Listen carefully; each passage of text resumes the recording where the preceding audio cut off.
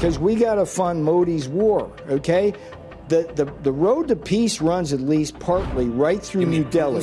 I mean Modi's war. Let me ask because the road to peace runs in part through New Delhi. ഇദ്ദേഹമാണ് Peter നവാറോ, US പ്രസിഡന്റിന്റെ മുതിർന്ന സാമ്പത്തിക ഉപദേഷ്ടാവ്. അതായത് United States of അമേരിക്കയുടെ ഇക്കണോമിയെ പുഷ്ടിപ്പെടുത്തുവാൻ മറ്റു രാജ്യങ്ങളുമായി നടത്തുന്ന ട്രേഡ് ആൻഡ് മാനുഫാക്ചറിംഗ് ഇടപാടുകളിൽ ട്രംപിന് വേണ്ട നിർണായകമായ ഉപദേശം കൊടുക്കുന്ന ട്രംപിന്റെ സ്വന്തം ട്രേഡ് അഡ്വൈസർ. യുക്രൈൻ റഷ്യ യുദ്ധത്തിന്റെ മൂലകാരണം ഭാരതമാണ്. എത്ര ആളുകൾ അവിടെ കൊല്ലപ്പെട്ടുവോ, എത്രയധികം നാശനഷ്ടങ്ങൾ അവിടെ സംഭവിച്ചുവോ, അതിനെല്ലാം ഉത്തരവാദി ഇന്ത്യയും ഇന്ത്യൻ പ്രൈം മിനിസ്റ്റർ ശ്രീ നരേന്ദ്രമോദിയുമാണ്. വളരെ ഷോക്കിംഗ് ആയ ഒരു പ്രസ്താവനയാണ് യുണൈറ്റഡ് സ്റ്റേറ്റ്സ് ഓഫ് അമേരിക്കയിൽ നിന്നും ഇപ്പോൾ വന്നിരിക്കുന്നത്. ഇതിന്റെ പിന്നിലെ സത്യം എന്താണ്? ഇത്തരത്തിലുള്ള രൂക്ഷമായ ഒരു ആരോപണം എന്തുകൊണ്ടാണ് ഇപ്പോൾ ഇന്ത്യക്ക് മേൽ ഉന്നയിച്ചിരിക്കുന്നത്? ഇന്ത്യൻ PMന്റെ ചൈനീസ് സന്ദർശനത്തിന് ഏതാനും ദിവസങ്ങൾക്ക് മുൻപ് ഇത്തരത്തിലൊരു പ്രസ്താവന അമേരിക്കയിൽ നിന്നും വരുന്നതിന് കാരണം എന്താണ്? ഇപ്പോൾ നടന്നുകൊണ്ടിരിക്കുന്ന ഇതിന്റെ എല്ലാം പിന്നിലുള്ള ആ ലാർജർ ജിയോ പൊളിറ്റിക്കൽ ഗെയിമിനെ പറ്റി നമുക്ക് ചർച്ച ചെയ്യാം.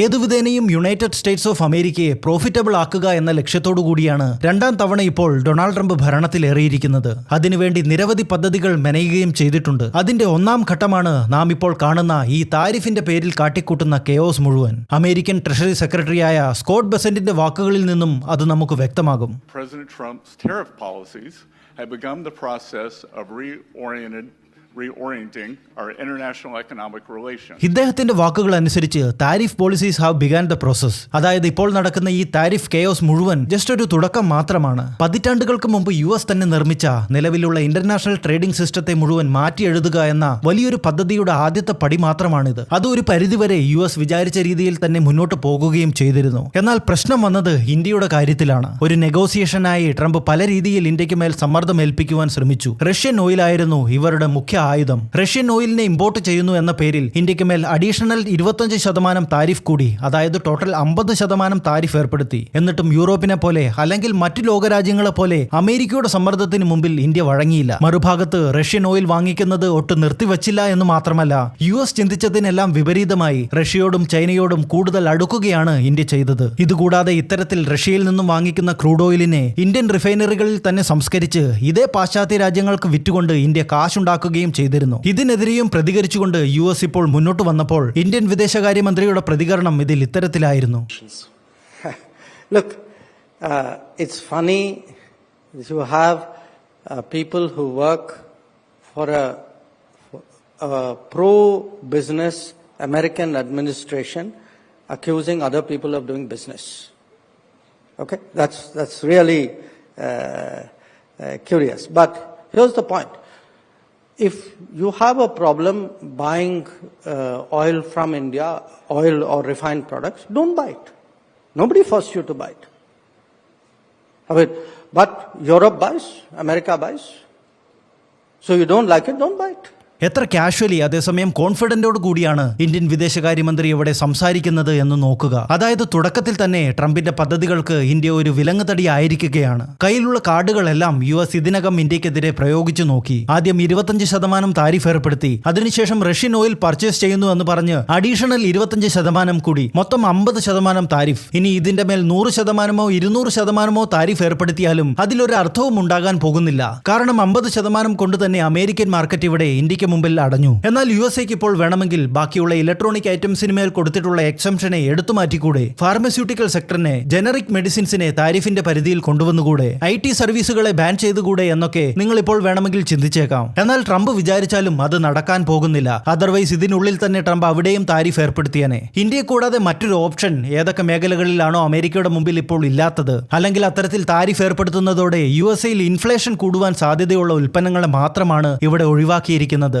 അതർവൈസ് എന്തിനെയൊക്കെ ഉൾപ്പെടുത്താമോ അതിന്റെ മാക്സിമം ഇവിടെ താരിഫിന്റെ പരിധിയിൽ കൊണ്ടുവന്നിട്ടുണ്ട്. അല്പം കൂടി കടുപ്പിച്ച് വേണമെങ്കിൽ റഷ്യക്ക് മേലൊക്കെ ഏർപ്പെടുത്തിയതുപോലെ സാങ്ഷൻസിനെ ഏർപ്പെടുത്താം. ഇക്കണോമിക്കലി ഇന്ത്യയെ കംപ്ലീറ്റ്ലി കട്ട് ചെയ്യാം. അതായിരിക്കും ട്രംപിന്റെ മുന്നിലുള്ള അടുത്ത സ്റ്റെപ്പ്. പക്ഷേ അത്തരത്തിൽ ചെയ്യുകയാണെങ്കിൽ അത് അങ്ങേയറ്റം എക്സ്ട്രീമായ ഒരു നടപടിയായിരിക്കും. സാധാരണ ശത്രു രാജ്യങ്ങളോടാണ് അത്തരത്തിലൊക്കെ ചെയ്യാറുള്ളത്. അല്ലെങ്കിൽ രാജ്യങ്ങൾ തമ്മിലുള്ള റിലേഷനെ ആ ലെവൽ വരേക്കും തള്ളിവിടുവാൻ അമേരിക്ക താല്പര്യപ്പെടുന്നുണ്ടെങ്കിൽ അത് വേറെ കാര്യം. ഇത്തരത്തിൽ ട്രംപ് തന്റെ കയ്യിലുള്ള കാർഡുകളെ മാക്സിമം എടുത്ത് ഇന്ത്യക്ക് മുമ്പിൽ പ്രയോഗിച്ചുവെങ്കിലും ഇന്ത്യ ഇതുവരേക്കും തങ്ങളുടെ കളി തുടങ്ങിയിട്ടില്ല എന്നതാണ് ഇവിടെ രസകരമായ ഒരു കാര്യം. ഇന്ത്യ ഒന്നിനോടും ഇതുവരെ പ്രതികരിക്കാതെ കളി കാണുകയായിരുന്നു. PM മോദിയുടെ വരാൻ പോകുന്ന ചൈനീസ് സന്ദർശനത്തിനോടനുബന്ധിച്ച് ഇന്ത്യ തങ്ങളുടെ ആദ്യത്തെ കാർഡ് ഇറക്കും. അതിനു മുമ്പേ തന്നെ നമുക്ക് കാണാം ഇവരുടെ ഫ്രസ്ട്രേഷൻ അത് എത്രമാത്രമാണ് എന്ന്. Okay, so what's troubling to me, Joe, is that the Indians are so arrogant about this. They say, oh, we don't have higher tariffs. Oh, it's our sovereignty. We can buy oil from anyone we want. India, you're the biggest democracy in the world, okay? Act like one. Side with the democracies. You're getting in bed with the authoritarians. China, you've been at quiet war with them for decades. They invaded Aksai Chin and all your territory. These are not your friends, folks. Okay? And the Russians, I mean, come on. റഷ്യയെ പറ്റി ഒന്നും പറയാനില്ലാത്തതുകൊണ്ട് come on എന്ന വാക്ക് ഇവിടെ ഉപയോഗിച്ചിരിക്കുന്നു. എന്നാൽ ഇന്ത്യയെ പറ്റി നാം സ്വേച്ഛാധിപതികൾക്കൊപ്പം കിടപ്പറ പങ്കിടുവാൻ പോകുന്നു. ലോകത്തിലെ ഏറ്റവും വലിയ ഡെമോക്രസി എന്ന് പറയുന്നുണ്ടെങ്കിൽ ആക്ട് ലൈക്ക് വൺ, അതുപോലെ പ്രവർത്തിച്ച് കാണിക്കുവാനൊക്കെയാണ് ഇവിടെ നൽകുന്ന സാരോപദേശം. ഒപ്പം തന്നെ ചൈനീസ് വിഷയത്തെ പറ്റിയും ഇന്ത്യ ചൈന ബോർഡർ ഇഷ്യൂസിനെ പറ്റി സൂചിപ്പിക്കുവാനും ഇദ്ദേഹം മറന്നിട്ടില്ല. ഇവിടെ പർട്ടിക്കുലർലി ചൈനയുമായുള്ള ഇഷ്യൂസിനെ പറ്റി പറയുകയാണെങ്കിൽ അമേരിക്കയേക്കാൾ അധികം ചൈനയെ കൃത്യമായി മനസ്സിലാക്കിയിട്ടുള്ള രാജ്യം നമ്മുടെ ഭാരതം തന്നെയാണ്. അതുകൊണ്ട് എന്താണ് ചെയ്യേണ്ടത് എന്ന് നമുക്ക് വ്യക്തമായി അറിയാം. ചൈന ഇപ്പോൾ കൈനീട്ടുന്നത് അതിന്റെ പിന്നിലുള്ള കാരണങ്ങളെ പറ്റിയും നമ്മൾ ബോധവാന്മാരാണ്. എന്നാൽ ഈ നല്ല പിള്ള ചമഞ്ഞ ഉപദേശങ്ങൾ നൽകുന്ന US എന്നാണ് ഇന്ത്യക്ക് വേണ്ടി എന്തെങ്കിലും ചെയ്തിട്ടുള്ളത്? കാലാകാലങ്ങളായി നമ്മളെ ദ്രോഹിക്കുന്നതല്ലാതെ 70കളിൽ 90കളിലൊക്കെ അവസരം കിട്ടുമ്പോഴെല്ലാം ഇന്ത്യക്കെതിരായി തിരിഞ്ഞുകൊണ്ട് നമ്മളുടെ ശത്രുക്കൾക്കൊപ്പം കൂട്ടുകൂടിയും പങ്കുനക്കിയുമൊക്കെ സ്വാർത്ഥ താല്പര്യങ്ങൾ ഒന്നും കൂടാതെ എപ്പോഴാണ് US ഇന്ത്യക്കൊപ്പം നിന്നിട്ടുള്ളത്? അതുകൊണ്ട് ചരിത്രത്തെ എല്ലാം മറന്ന് ഇപ്പോൾ മുന്നോട്ട് നീങ്ങുവാൻ ശ്രമിക്കുന്ന ഇന്ത്യയോട് ഇത്തരത്തിൽ പഴയ കാര്യങ്ങളെ ഓർമ്മിപ്പിക്കാതിരിക്കുന്നതാവും ഏവർക്കും നല്ലത്. മാത്രമല്ല സ്വേച്ഛാധിപതികൾക്കൊപ്പം കിടപ്പറ പങ്കിടുവാൻ പോകുന്നു എന്ന് പറയുന്നു. ആരാണ് ഇവിടെ സ്വേച്ഛാധിപതി അല്ലാത്തത്? ട്രംപ് ഇപ്പോൾ ലോകരാജ്യങ്ങളുടെ മേൽ തോന്നുന്നത് പോലെ ഏർപ്പെടുത്തുന്ന ഈ താരിഫ് ഇത്തരത്തിൽ ഏർപ്പെടുത്തുവാൻ US-ലെ ഒരു നിയമവും അനുവദിക്കുന്നില്ല. അടിയന്തരാവസ്ഥയിൽ മാത്രം ഉപയോഗിക്കുന്ന നിയമങ്ങൾ എടുത്താണ് ട്രംപ് ഇത് ചെയ്യുന്നത്. US-ൽ ഇപ്പോൾ അടിയന്തരാവസ്ഥയാണോ അതോ രാജ്യത്ത് എവിടെയെങ്കിലും യുദ്ധം നടക്കുന്നുണ്ടോ? അമേരിക്ക ഒരിക്കലും ഇപ്പോൾ ഒരു സ്റ്റേറ്റ് ഓഫ് വാറിലല്ല. അമേരിക്കയിൽ എമർജൻസി ഒന്നും ഇതുവരെ ഹോസ്റ്റ് ചെയ്തിട്ടുമില്ല. അതുകൊണ്ട് തന്നെ പ്രസിഡന്റിന്റെ കയ്യിലേക്ക് മുഴുവൻ രാജ്യത്തിന്റെ പവറും ലെജിസ്ലേറ്റീവിന്റെ പവറും ഒക്കെ വരുന്ന രാഷ്ട്രപതി ഭരണവും അവിടെ ഏർപ്പെടുത്തിയിട്ടില്ല. അപ്പോൾ എങ്ങനെയാണ് ഇവരുടെ നിയമസഭയിൽ ഒന്നും പാസാക്കാതെ ഈ നിയമങ്ങളെ ട്രംപ് തന്നെ എടുത്ത് ദുരുപയോഗം ചെയ്യുന്നത്? ഇത്തരത്തിൽ ഒരു നേതാവ് സ്വന്തം ഇഷ്ടപ്രകാരം രാജ്യത്തെ നിയമങ്ങളെ എടുത്ത് തോന്നുന്നത് പോലെ ദുരുപയോഗം ചെയ്യുന്നുണ്ടെങ്കിൽ അതിനെയല്ലേ യഥാർത്ഥത്തിൽ സ്വേച്ഛാധിപത്യം, ഡിക്റ്റേറ്റർഷിപ്പ് എന്ന് പറയുന്നത്? ഇത് ഞാൻ പറയുന്നതല്ല. ട്രംപിന്റെ ഈ നടപടിയെ ചോദ്യം ചെയ്തുകൊണ്ട് കോടതിയിൽ സമർപ്പിച്ച ഹർജിയിന്മേൽ US കോടതി തന്നെ ഇറക്കിയ ഉത്തരവാണിത്. ഒരുപക്ഷെ യൂറോപ്യൻ യൂണിയനെ പോലെ അല്ലെങ്കിൽ ജപ്പാൻ, സൗത്ത് കൊറിയ പോലുള്ള മറ്റു ലോകരാജ്യങ്ങളെ പോലെ ഇന്ത്യയും നെഗോസിയേഷന് മുമ്പിൽ വഴങ്ങുമെന്നാണ് ഇവർ വിചാരിച്ചിരുന്നത്. എന്നാൽ ട്രംപ് ഭരണകൂടത്തിന് ഇവിടെ വന്നിരിക്കുന്ന ഒരു വീഴ്ച ഇവർക്ക് ഇന്ത്യ എന്ന രാജ്യത്തിന്റെ ചരിത്രത്തെ പറ്റി അത്ര വലിയ ധാരണ ഇല്ലാതായി പോയി എന്നതാണ്. കാരണം US-നെ ലോകത്തിന്റെ സെന്ററായി കാണുന്ന മറ്റു ലോകരാജ്യങ്ങളെ പോലെ തന്നെ ഇവർ ഇന്ത്യയോടും ഡീൽ ചെയ്യുവാൻ ശ്രമിച്ചു. മറിച്ച് ഇന്ത്യ എന്ന രാജ്യത്തെ മനസ്സിലാക്കുവാൻ ഇവർ ശ്രമിച്ചില്ല. 1970കളിൽ ലോകരാജ്യങ്ങൾക്കിടയിൽ നാം ഒന്നുമല്ലായിരുന്ന സമയത്ത് പോലും സമ്മർദ്ദങ്ങൾക്ക് ഒരു തരി പോലും വഴങ്ങാതെ US-നോട് മുഖത്തോട് മുഖം നോക്കി ഡീൽ ചെയ്തിരുന്ന പഴക്കമാണ് നമുക്കുള്ളത്. അപ്പോൾ എങ്ങനെയാണ് ലോകരാജ്യങ്ങൾക്കിടയിൽ വലിയൊരു പിന്തുണയുള്ള ലോകത്തെ മൂന്നാമത്തെ ഇക്കോണമിയായി വളർന്നുകൊണ്ടിരിക്കുന്ന ഇന്നത്തെ ഇന്ത്യയെ അത്ര എളുപ്പത്തിൽ സമ്മർദ്ദത്തിലാക്കി കാര്യം നേടാമെന്ന് വിചാരിച്ചത്? When India buys Russian oil at a discount, and then Indian refiners in partnership in India with Russian refiners make that and sell it at a premium to the rest of the world, right? Russia uses the money it gets to fund its war machine, kill more Ukrainians, and then the next thing that happens, of course, is Ukraine comes to us and Europe and says, give us some more money. So everybody in America loses because of what India is doing. ഇവിടെ ഉപയോഗിച്ചിരിക്കുന്ന logic എന്താണെന്ന് എനിക്ക് മനസ്സിലാകുന്നില്ല. India Russian ഓയിലിനെ discount റേറ്റിൽ purchase ചെയ്യുന്നു. ശേഷം അതിനെ process ചെയ്ത് ലോകരാജ്യങ്ങൾക്ക് ഇൻക്ലൂഡിംഗ് യൂറോപ്പിനും അമേരിക്കയ്ക്കും അതിന്റെ പ്രോഡക്റ്റുകൾ വിറ്റ് കാശുണ്ടാക്കുന്നു. സൗകര്യമുണ്ടെങ്കിൽ അത് മേടിച്ചാൽ മതിയെന്ന് ഇന്ത്യൻ വിദേശകാര്യമന്ത്രി പറഞ്ഞിട്ടുള്ളതാണ്. എന്നാൽ അതിനെ വാങ്ങിക്കുക എന്നത് അവരുടെ ആവശ്യമാണ്. ഇത്തരത്തിൽ ഓയിൽ വാങ്ങിക്കുന്നതിന് പകരമായി ഇന്ത്യ കൊടുക്കുന്ന പണം കൊണ്ട് റഷ്യ ആയുധങ്ങൾ വാങ്ങിക്കുന്നു, യുക്രൈനെ ആക്രമിക്കുന്നു. അതിനെ പ്രതിരോധിക്കുവാനായി ആയുധത്തിനും പണത്തിനുമായി യുക്രൈൻ അമേരിക്കയെ സമീപിക്കുന്നു. പക്ഷേ ഇന്ത്യക്ക് എവിടുന്നാണ് റഷ്യൻ ഓയിൽ വാങ്ങാനുള്ള പണം കിട്ടുന്നത് എന്ന് മാത്രം ഇദ്ദേഹം പറയുന്നില്ല. പണത്തിന്റെ ഫ്ലോ ആരംഭിക്കുന്നത് ഈ പ്രോഡക്റ്റുകൾ വാങ്ങിക്കുന്ന യൂറോപ്പിൽ നിന്നും US-ൽ നിന്നുമാണ്. അദ്ദേഹത്തിന്റെ അതേ ലോജിക്ക് തന്നെ ഇവിടെ ഉപയോഗിക്കുകയാണെങ്കിൽ യുക്രൈൻ റഷ്യ യുദ്ധത്തിൽ ഇത്തരത്തിൽ ഇവരും റഷ്യയെ സഹായിക്കുന്നില്ലേ? അഥവാ യുക്രൈൻ റഷ്യ വാറിനെ ഫണ്ട് ചെയ്യുന്നത് നിർത്തണമെങ്കിൽ അവർ ഈ പ്രോഡക്റ്റ് വാങ്ങിക്കുന്നത് അങ്ങ് നിർത്തിയാൽ പോരെ? അപ്പോൾ അത് പറ്റത്തില്ല. അത് അവരുടെ ഇക്കണോമിയെ ബാധിക്കും. So everybody in America loses because of what India is doing. The consumers and businesses and everything lose, and workers lose because India's high tariffs cost us jobs and factories and income and higher wages. And then the taxpayers lose because we got to fund Modi's war, okay?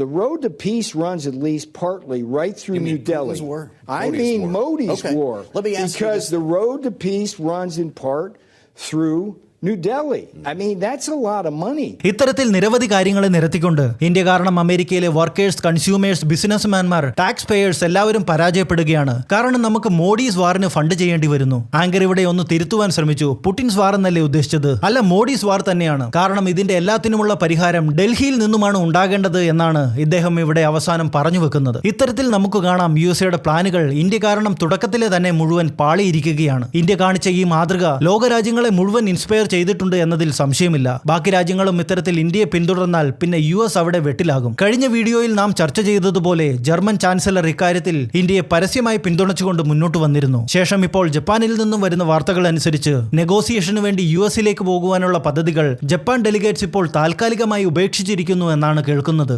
മാത്രമല്ല US കോടതിയും ഇപ്പോൾ ട്രംപിന്റെ ലോകരാജ്യങ്ങളുടെ മേൽ ഏർപ്പെടുത്തുന്ന tariff ഇല്ലീഗലാണ് എന്ന് വിധിച്ചിരിക്കുകയാണ്. തീർച്ചയായും ഇതിനെ higher കോടതിയിൽ ട്രംപിന് ചലഞ്ച് ചെയ്യാനാകും. എന്നാൽ അവിടെയും പരാജയപ്പെട്ടാൽ ട്രംപ് ഗവൺമെന്റിന് കിട്ടാൻ പോകുന്ന ഏറ്റവും വലിയൊരു സെറ്റ്ബാക്ക് ആയിരിക്കും അത്. മാത്രമല്ല മറുഭാഗത്ത് ജപ്പാൻ സന്ദർശനത്തിന് ശേഷം ഇന്ത്യൻ PM ഇപ്പോൾ ഇന്ന് ചൈനയിലേക്ക് SCO സമ്മിറ്റിനായി പോകുന്നു. അവിടെ വെച്ച് ഇന്ത്യൻ PM വ്ളാഡിമിർ പുടിനും ഷീ ജിൻപിങ്ങുമായി ഒരു കൂടിക്കാഴ്ചയും നടത്തും. ഇത്തരത്തിലെല്ലാം സംഭവിക്കുന്നതോടെ താരിഫ് ഗെയിമോ പാളി. ഇനി ഇവിടെ വലിയൊരു സ്ട്രാറ്റജിക് ഷിഫ്റ്റ് കൂടി നടക്കുന്നതോടെ US എന്തായാലും ഇനി വെറുതെ കൈകെട്ടിയിരിക്കുവാൻ പോകുന്നില്ല. ട്രംപ് ഇതിൽ തീർച്ചയായും പ്രതികരിക്കും. കടുത്ത നമ്പറുകളുമായി കളത്തിൽ ഇറങ്ങുകയും ചെയ്യും. അതിനാൽ വരാൻ പോകുന്ന ദിവസങ്ങൾ എന്നത് വളരെ നിർണായകമാണ്. കാര്യങ്ങളെല്ലാം ഏത് ദിശയിലേക്കാണ് പോകുന്നത് എന്ന് നമുക്ക് കാത്തിരുന്ന് തന്നെ കാണാം. ഇത്തരത്തിലുള്ള geopolitical and international informative വീഡിയോസിനായി ചാനൽ സബ്സ്ക്രൈബ് ചെയ്യുക. ഇനിയും കാണും വരേക്കും ഏവർക്കും ജയ് ഹിന്ദ്.